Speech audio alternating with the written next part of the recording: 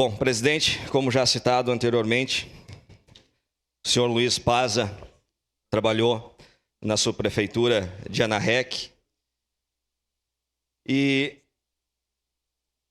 também na subprefeitura de Vila Seca, atendia ali aqueles nossos agricultores, se dedicou, trabalhou muito, criou uma família linda, né? Foi um exemplo para vocês. Dona esposa Marilene, os filhos Graziela, Daniela e Guilherme. Essa homenagem, quando o Alex me solicitou que a gente fizesse uma denominação numa estrada em nome do senhor Luiz Paza, imediatamente a gente já foi ali para o lado de Vila Seca.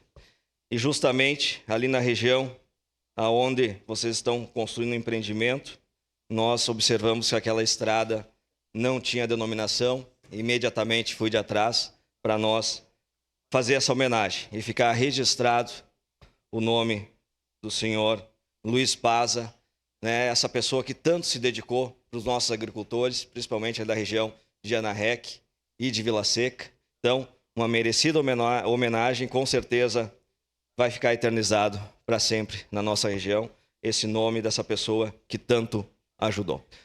Parabéns a vocês, parabéns, Alex, por ter me procurado, e com certeza quem ganha é a nossa comunidade, o nosso interior, por também teremos agora naquela região não mais uma estrada simples, com um código, mas sim com o nome de uma pessoa que tanto trabalhou e tanto ajudou naquela região de Vila Seca e Anarrec. Era isso, presidente. Muito obrigado. Obrigado, vereador.